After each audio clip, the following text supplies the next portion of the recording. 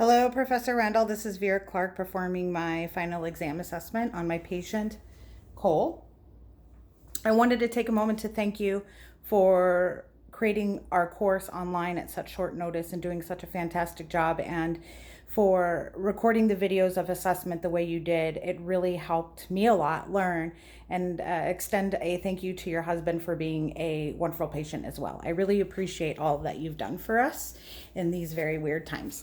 So I'm going to get started. We are going to start with a cardiovascular assessment. So the first portion of that is I'm going to identify the landmarks on my patient here.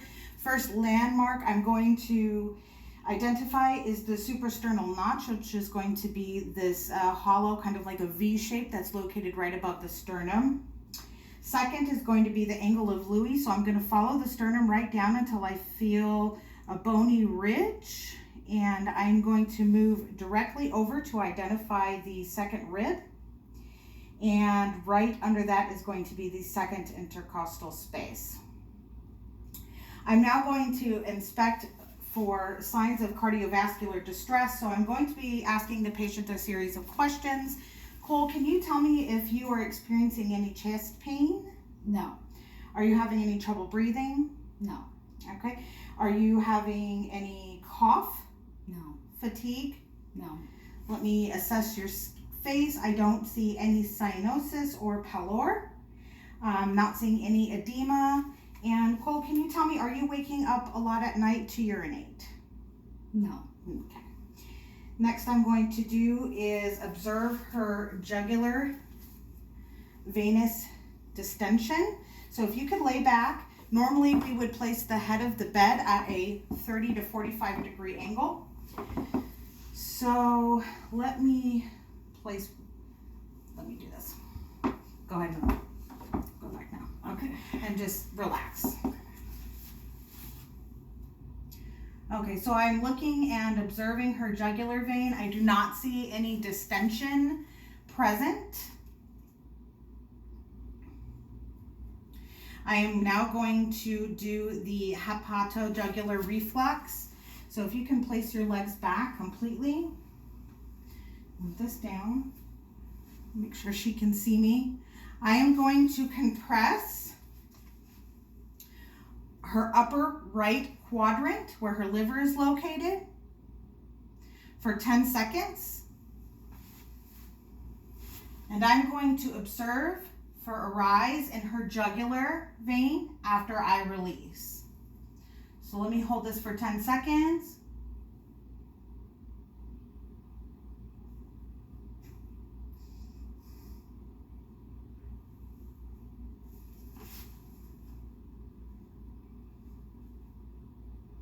And the rise in her jugular vein for a brief moment after releasing pressure from her liver did occur. Okay, so now I'm going to move on and inspect her chest wall for the presence or absence of pulsations, heaves, or lifts. So if you could just lay back and breathe normally for me.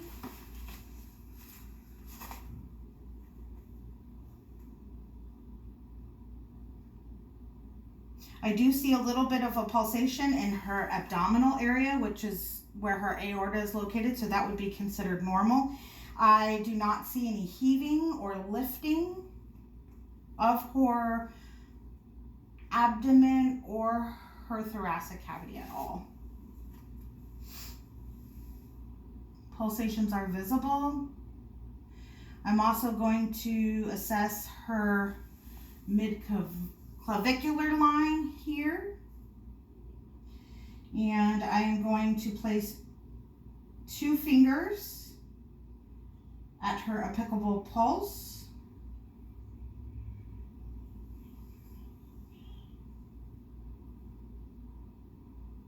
Which is going to be located,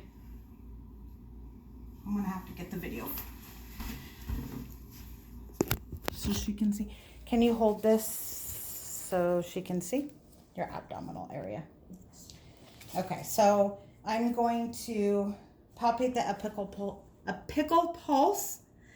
So I'm going to take 2 fingers and the mid-clavicular line It's going to be located right at the apex of the heart.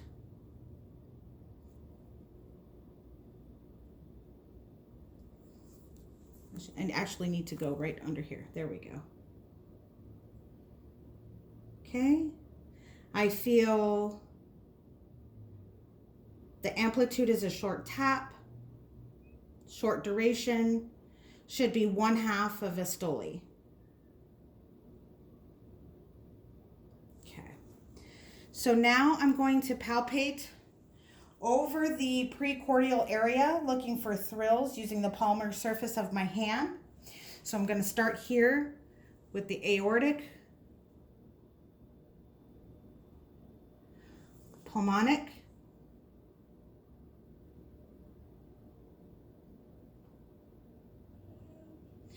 mitral, which probably is going to be located under the breast here, and the tricuspid, which is going to be just a little right of that. I don't feel any thrills. Okay, so now I'm going to identify the areas of the loudest auscultation for heart sounds using the diaphragm side of my stethoscope. I am going to locate S1, which is tricuspid systole, and I'm going to locate S2, which is aortic diastole. So using the diaphragm side, I'm going to locate S1, which is going to be right about here.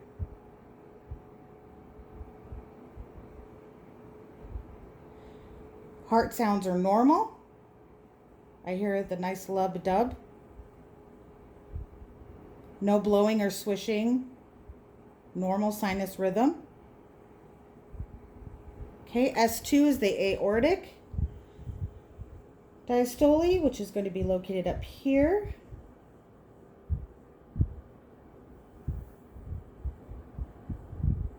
Normal sinus rhythm is present. I hear lub dub. If I were to hear a murmur here, I would hear a lub dub and a swish. If I was going to hear a murmur of the systolic, S1, I would hear lub, swish, dub. I don't identify any tachycardia, which would be a very fast heartbeat. And again, sinus rhythm is normal. I am now going to assess S1 again, which should be corresponding with the carotid artery. So I'm going to place this here. I'm going to check a carotid artery, and I am going to listen to make sure that they are in tandem.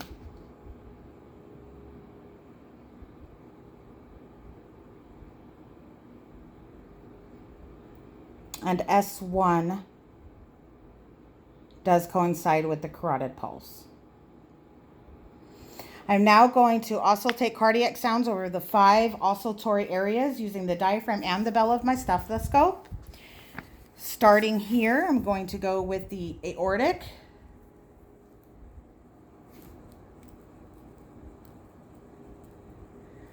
pulmonic,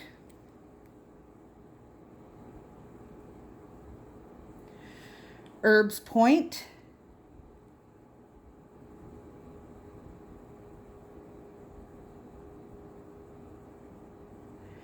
the mitral,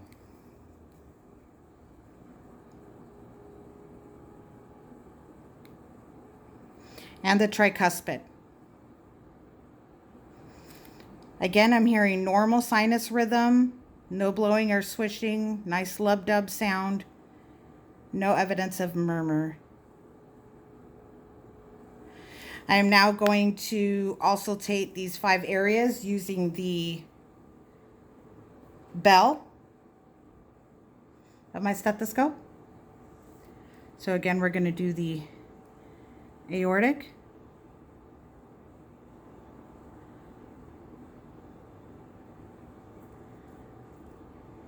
pulmonic, Herbs Point,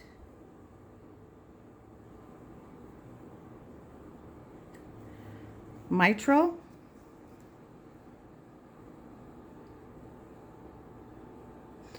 tricuspid,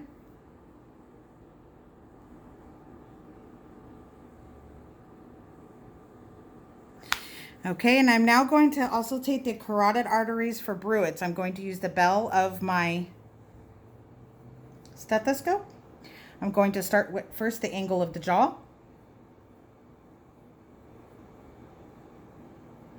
mid-cervical, base of the neck, and I'm going to repeat that on this side. No evidence of Bruit's on the left side. Now doing the right, angle of the jaw, mid-cervical, base of the neck. No Bruit's are detected.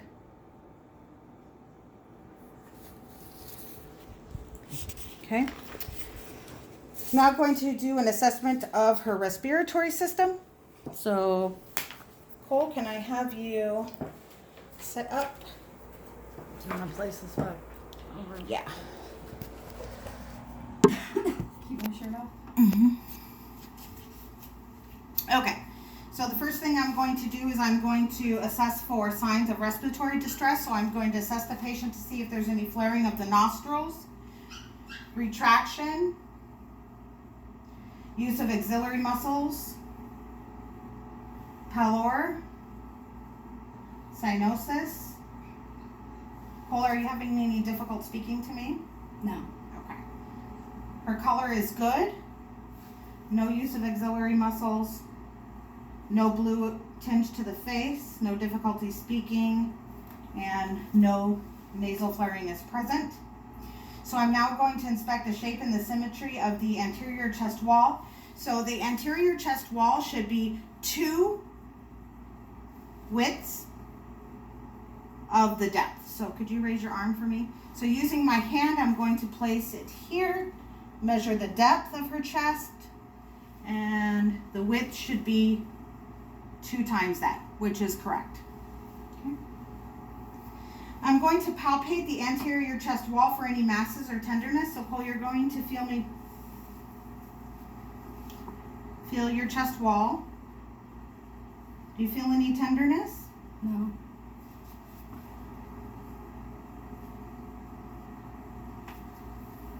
I do not detect any masses. Patient does not report any tenderness. Okay. So now I'm going to palpate for tactile fremitus. So I am going to use the ulnar side of my hands, and I'm going to ask, I'm going to place them bilaterally, and I'm going to ask the patient to say 99. 99? 99. 99.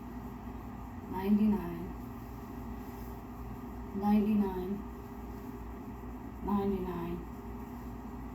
99. 99. I hear a nice dull vibration. I'm going to palpate for symmetric expansion. So Cole, can you take a deep breath for me, please? Okay. Expansion of the chest cavity when she was taking a breath in was symmetrical. I'm going to now percuss for lung resonance, comparing the sounds bilaterally. So I'm going to move over and down. So if you could lay back again for me, Cole.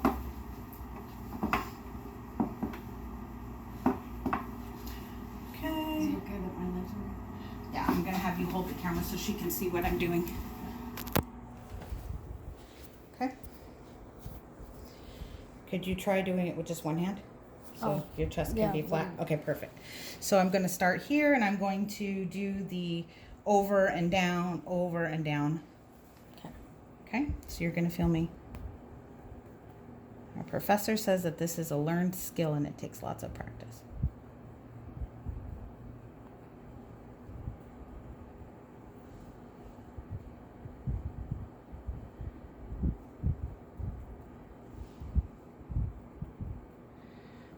And she has breasts, so I'm going to go ahead and go under the breast best I can.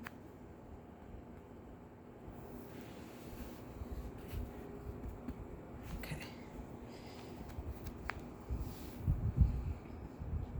I'm now going to auscultate the lungs, different fields, listening for normal and adventitious lung sounds.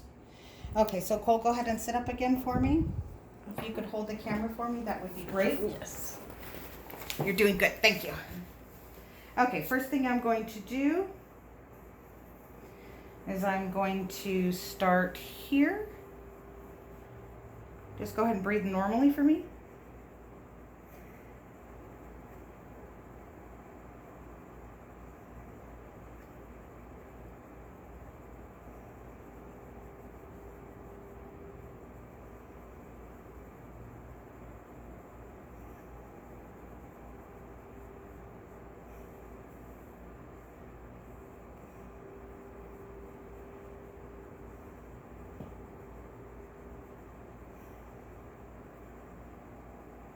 Okay, so lung sounds sound normal. It's a nice wind sound in the lungs. I don't hear any adventitious lung sounds such as wheezing, rhonchi, stridor, crackles, or any lung friction. All right, I am now going to assess the posterior chest. So what I'm going to have you do, Cole, is if you could turn around and face the couch.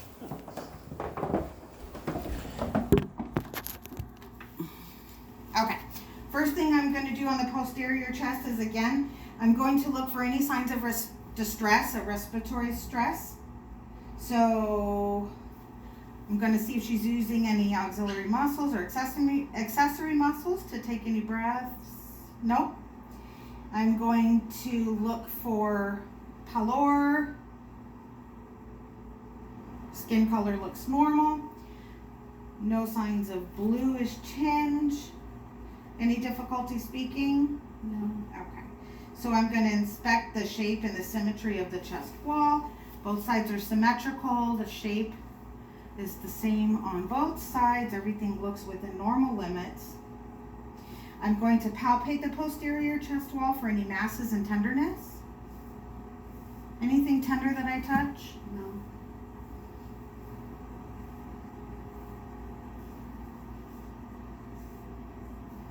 Okay, I'm now going to palpate for tactile fremitus. Okay, can you say 99? 99. 99. 99. 99. 99. 99. 99. 99. Okay, so I was able to hear a nice vibration when the patient said 99. I'm going to look for symmetric expansion. Cole, can you take a deep breath for me, please? Okay, posterior chest expanded symmetrically upon inspiration. Okay, and I'm going to percuss for resonance, comparing sounds bilaterally. So I'm going to tap my finger over the back of your chest and I'm going to assess things bilaterally, okay? Okay.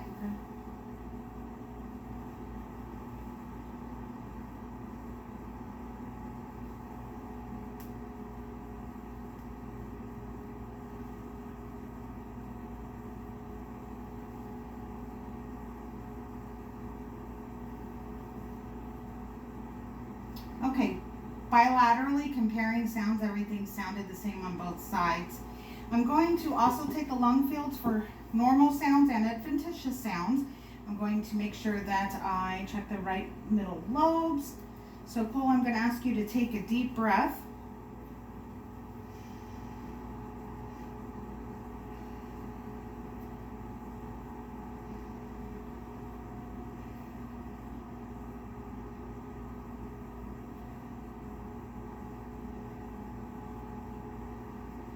You can breathe normally now.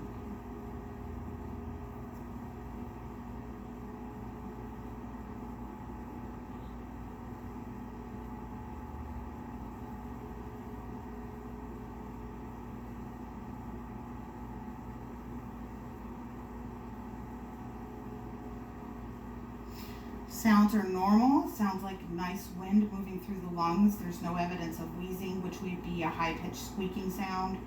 No ronchi, which would be a low-pitched rumbling sound. No stridor, which would be a high-pitched monophonic crowing sound. No crackles, which would be a fine, soft-pitched popping sound. And if they were coarse crackles, they would be louder, low-pitched bubbling and gurgling. Okay, so I'm going to go ahead and use the stethoscope and have you check for cacophony. So Cole, can you say 99? 99.